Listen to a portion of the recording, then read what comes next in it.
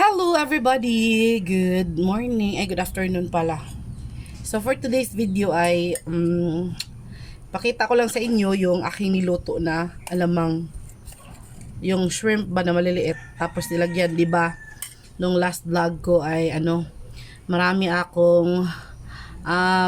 akong kamatis, mga langga. Ngayon ay niluto ko siya kagabi, kahapon. Sorry at hindi ko na lang talaga napakita sa inyo. Hindi ko napakita sa inyo kung paano niluto itong ating mga alamang mga langga. Ayan o. Dami kong niluto. Pakita ko sa inyo ha yung niluto ko. So ito yung niluto ko mga langga. Isang buong garapon ng nata de coco. Ito. Ang dami niyang kamatis. Tapos simple lang yung pagluto nito mga langga. Unang-una kailangan madami yung oil mo. Mantika ba. Tapos gisahin mo na ang mga aromatics gaya ng gaya ng onion, ng bawang, tsaka itong mga kamatis. Kailangan talaga durog ng kamatis or luto na siya bago mo ilagay itong ating alamang. So, eto tsaka ito, mga ano lang to, mga empty garapon ba. So, ayun.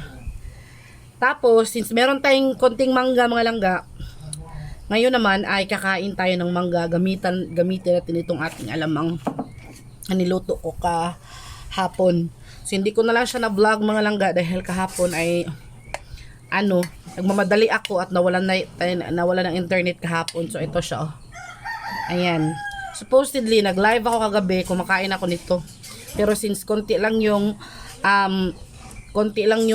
yung nanonood sa atin nag-attend ng ating live, kaya i-vlog ko na lang mga langga para makita nyo. So kain po tayo mga langga.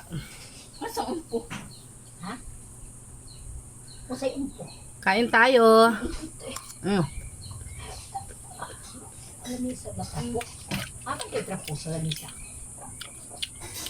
Ang ingay nila.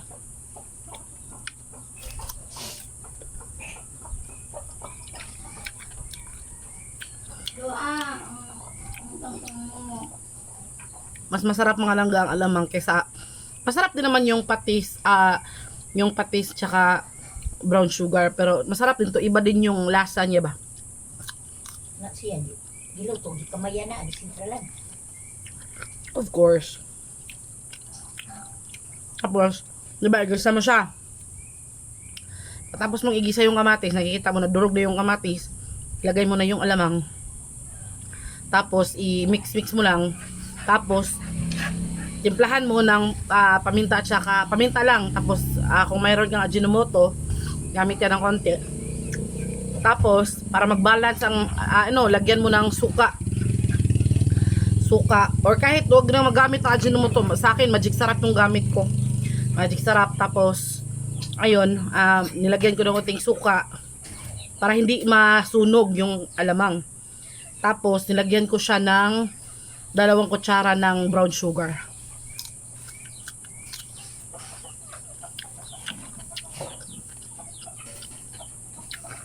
Para mag-balance yung lasa ng alat, tamis, tsaka asim.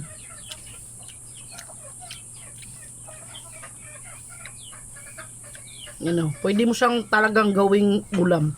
Siguro kung kumakain ako ng kanin mga langga, ay meron kang bahaw, ilagay mo lang to sa ibabaw ng bahaw stove na.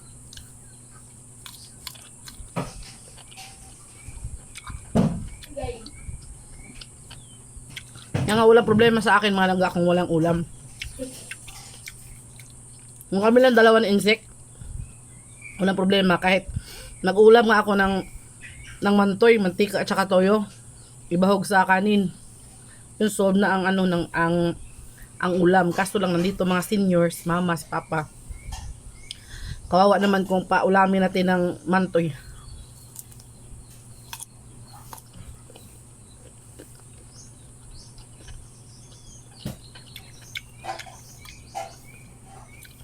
Si mama naman sanay siya kahit lang sa amin nga doon sa Bohol, magbahog sa tubig pero hawang stiyan no. How ako sudan. Busog na. Anad mo lang. Minsan ang inuulam ni mama doon kapag walang pumalaot sa dagat. Ang ulam niya doon minsan, kape. Ay sa dawa, di kayo makaon. Kape na stick ba? Kape. Ano niya, magtimpla siya ng isang tasang kape. Tapos yun yung ano niya sa kanin. Partner.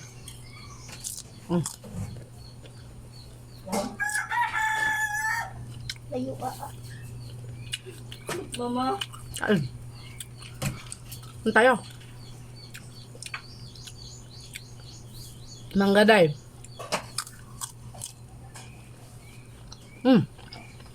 Mangga.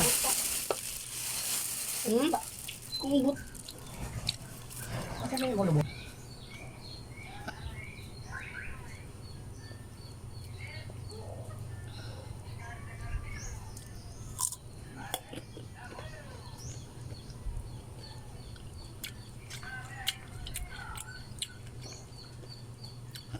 Shout out po kay Ma'am Maru. Ma'am, na-send ko na po sa inyo yung request song mo. Yung request song mo po ay na-upload ko na sa Facebook account ko. Tapos na-send ko na sa inyo yung video din.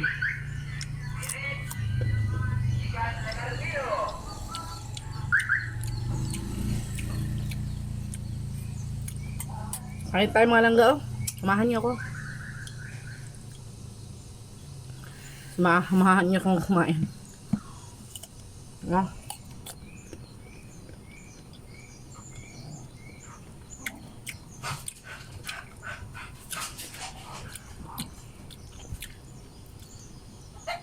Pumunta kasi kami doon sa pinsanin si Colette.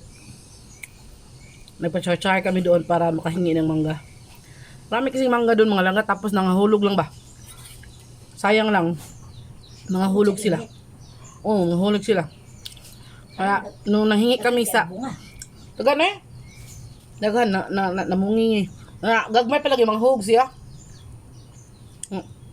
O sa mga buak ba? Mga liki. Oo, ini kagong. Digod. Ngayon. Mga mga tagak siya ka.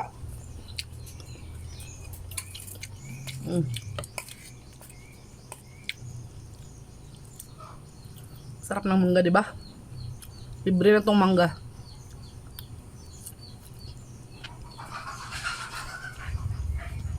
Yawan, mamalit ito. Takan mo, punuan dito ma. Ano ko, manamuna. Tingin mo nga, maron. Pampitaling nga si Ate Susan nga. Panguha na mo diha, eh. Bayaran ko sana to. Ayaw talaga niyang pabayad. Tapos yung pambayad ko, iniwan ko dun sa anak niya. Hindi niya alam.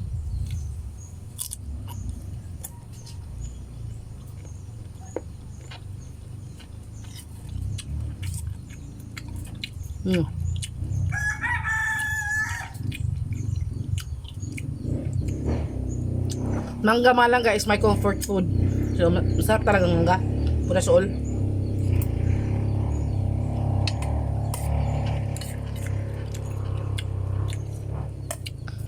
Naging galit si mama sa akin. Dahil, bakit lang ang hilig ko sa mangga?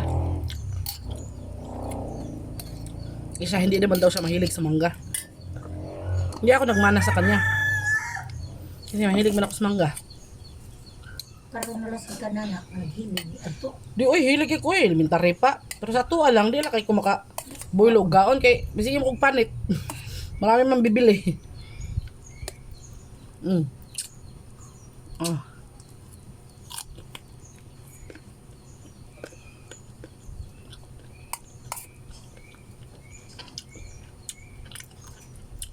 Anong sa tutukan na sa tutukan karin niya, yung pamista niya. Yung itong abni kong pamista. Ganam sa ubay. Bahala niya. Wagod gi ko naguto. Siya pa yung vlog ta. Subscriber ba to? Ito itong gari. Ito itong tato. Yes. Pero ka tato karon is normal na ng tato. Art na lang ng tato. Kabantay mo mga langga sa una. Sa unang panahon, lalo na dito sa bukid or sa mga province, kapag may tao na maraming tato, matakot talaga tayo, no? Kay lalo na doon sa isla, probinsya sa amin.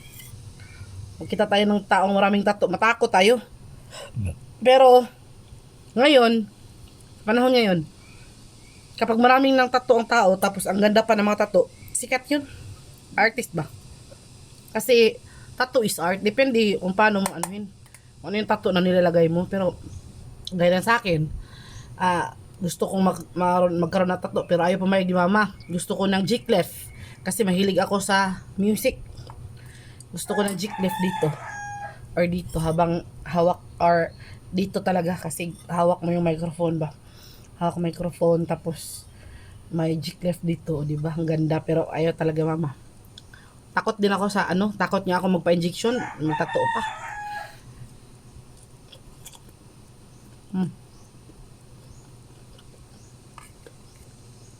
Sila kayo sa kato kaya ang kabi.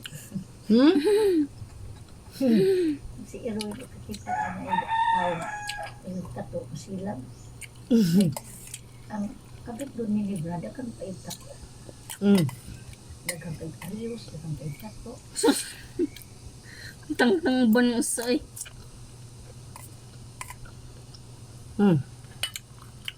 Ubos na. Meron pa naman dito. Parang meron pa ditong 4 or 3. Iwan ko kay Muna. Si Muna ayaw pa daw niya. Baka mamaya. So, Sum, ano siya sum. Wala. May uto. Tato ang uto. Tato ka. maasim yung mga langga. Maasim. Pero dahil medyo maalat na at saka matamis itong ating bagoong, nababawasan yung aasim. Oh. Ang sarap.